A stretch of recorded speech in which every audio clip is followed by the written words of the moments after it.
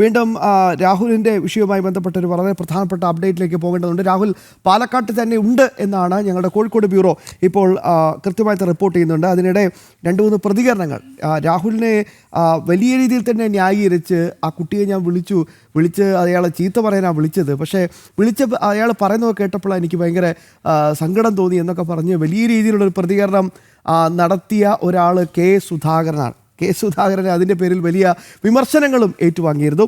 ഇപ്പോൾ കെ സുധാകരൻ്റെ ഒരു പ്രതികരണമുണ്ട്. കേസിൻ്റെ അനന്തരഫലങ്ങൾ നോക്കി ബാക്കി പറയാം.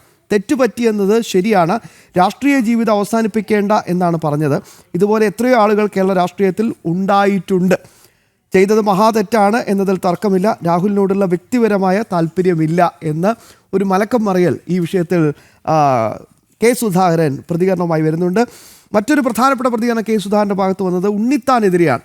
രാഹുൽ കാരണം നേതാക്കൾ തമ്മിൽ കടിപിടി കൂടുന്ന സാഹചര്യം കൂടി ഈ നിമിഷം ഉരുത്തിരിയുന്നു എന്നതാണ് ഏറ്റവും പ്രധാനപ്പെട്ട കാര്യം. പ്രിയപ്പെട്ട പ്രേക്ഷകരെ, വായിക്ക് തോന്നുന്നത് കോതയ്ക്ക് പാട്ട് പറയുന്ന ആളാണ് ഉണ്ണിത്താൻ.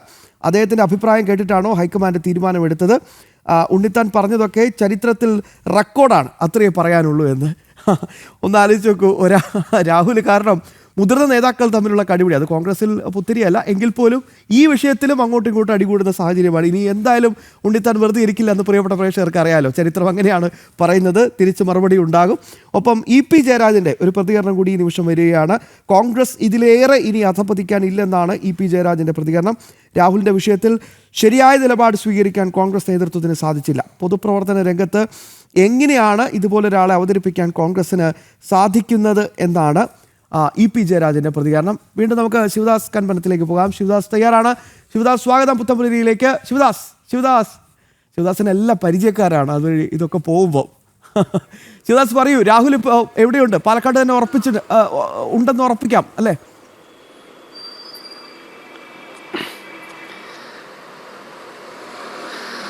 ശ്യാംബാബു, രാഹുൽ ഇപ്പോൾ എവിടെ ഉണ്ട് എന്നുള്ളത് വ്യക്തമായി നമുക്ക് ഉത്തരം ലഭ്യമല്ല. കാരണം രഹസ്യ കേന്ദ്രത്തിൽ ഉണ്ട് എന്നാണ് ലഭിക്കുന്ന സൂചനകൾ. കാരണം അത്തരത്തിലുള്ള നമ്മൾ ചില ആളുകളോടൊക്കെ സംസാരിച്ചപ്പോൾ നമുക്ക് ലഭ്യമാകുന്ന വിവരം അങ്ങനെയാണ്. പക്ഷേ അത് എവിടെ എന്നുള്ള കാര്യത്തിൽ വ്യക്തതയില്ല.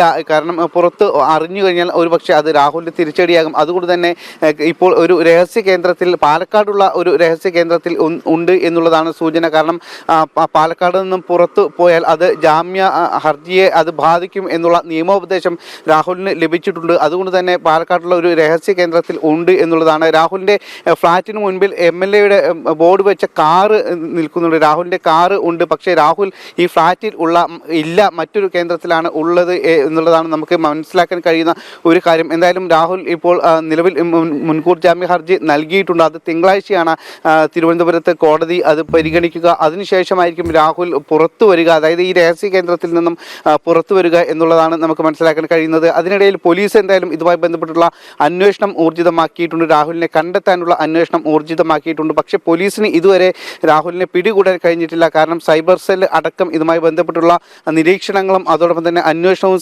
സൈബർ സെല്ലിൻ്റെയും ഭാഗത്തു നിന്നും ഉണ്ട്, കഴിഞ്ഞ ദിവസമൊക്കെ നടക്കുന്നുണ്ട്. കാരണം ഇന്നലെ രാഹുലിൻ്റെ ഫോൺ അല്പസമയം സ്വിച്ച് ഓൺ ആയിരുന്നു. ഇന്നലെ രാവിലെ സ്വിച്ച് ഓൺ ആയിരുന്നു. അതിനുശേഷം രാഹുലിൻ്റെ വക്കീലിനോട് സംസാരിച്ചു എന്നാണ് നമുക്ക് മനസ്സിലാക്കാൻ കഴിയുന്നത്. അതിനുശേഷം രാഹുലിൻ്റെ ഫോൺ വീണ്ടും സ്വിച്ച് ഓഫ് ആയി. ഈ കാര്യങ്ങളെല്ലാം തന്നെ സൈബർ സെല്ല് അന്വേഷിക്കുന്നുണ്ട്. പക്ഷേ കൃത്യമായി തന്നെ പോലീസിനെ ഒരുപക്ഷെ ഇത് അറിയാമോ എന്നുള്ളത് നമുക്ക് വ്യക്തമല്ല. കാരണം പോലീസിന് ഒരുപക്ഷെ പിടികൂടാൻ കഴിയുമായിരുന്നു. പക്ഷേ പോലീസ് ഇപ്പോൾ കൃത്യമായി തന്നെ രാഹുലിനെ പിടികൂടാനുള്ള ഒരു ശ്രമം നടക്കുന്നില്ല. പക്ഷേ പോലീസിൻ്റെ ഭാഗത്തുനിന്നും അന്വേഷണം നടക്കുന്നുണ്ട് എന്നാണ് പോലീസിനോട് നമ്മൾ സംസാരിക്കുമ്പോഴും പോലീസ് പറയുന്നത്. എന്തായാലും നിലവിൽ ഇപ്പോൾ ഇത്ര വലിയ ഗുരുതരമായ ആരോപണങ്ങളും കൃത്യമായ തെളിവുകളടക്കം മുഖ്യമന്ത്രിക്കടക്കം പരാതി നൽകിയിട്ടും ഇപ്പോഴും രാഹുലിനെ പിടികൂടാൻ പോലീസിനോ അന്വേഷണ സംഘത്തിനോ ഒന്നും തന്നെ കഴിഞ്ഞിട്ടില്ല എന്നുള്ളതാണ് ഖേദകരമായ ഒരു സംഭവം. അതോടൊപ്പം തന്നെ കോൺഗ്രസിനെ സംബന്ധിച്ച് കോൺഗ്രസ് നേതാക്കൾ ഈ ഒരു വിഷയത്തിൽ വെട്ടിലായിരിക്കുകയാണ്. നമുക്കറിയാം, തദ്ദേശ തെരഞ്ഞെടുപ്പിന് ഇനി വളരെ കുറച്ച് ദിവസങ്ങൾ മാത്രമാണ് ഉള്ളത്.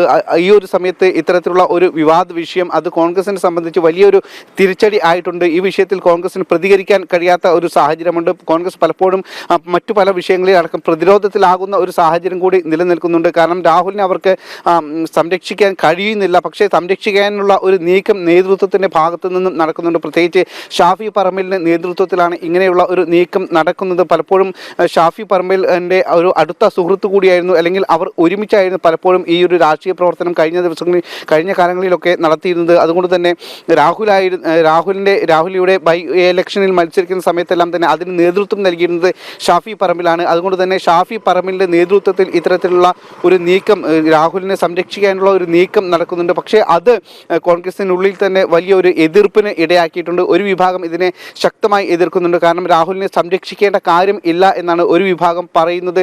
കാരണം ഒരു സ്ത്രീ വിഷയമാണ്, ഇത്തരത്തിലുള്ള ഒരു വിഷയം അത് കോൺഗ്രസിന് തിരിച്ചടിയാകും. അതുകൊണ്ട് തന്നെ രാഹുലിനെ പൂർണ്ണമായും കൈയൊഴിയണം, രാഹുലിനെ സംരക്ഷിക്കേണ്ട ആവശ്യമില്ല. അത്തരത്തിലുള്ള ചില ചർച്ചകളാണ് കോൺഗ്രസിൽ ഉരുത്തിരിയുന്നതെന്നാണ് വളരെ പ്രധാനപ്പെട്ട പോയിന്റ്. എന്തായാലും മുൻകൂർ ജാമ്യാപേക്ഷ നിലവിൽ സമർപ്പിക്കപ്പെട്ട സ്ഥിതിയിൽ രാഹുലിനോട് ജില്ല വിട്ടു പോകരുത് എന്നാണ് നിയമോപദേശം എന്നതിൻ്റെ അടിസ്ഥാനത്തിൽ രാഹുൽ ഇപ്പോൾ പാലക്കാട്ടെ ഒരു രഹസ്യ കേന്ദ്രത്തിലുണ്ട് എന്നാണ് ഞങ്ങളുടെ കോഴിക്കോട് റീജിയൻ ഇപ്പോൾ കൃത്യമായി തന്നെ റിപ്പോർട്ട് ചെയ്യുന്നത്.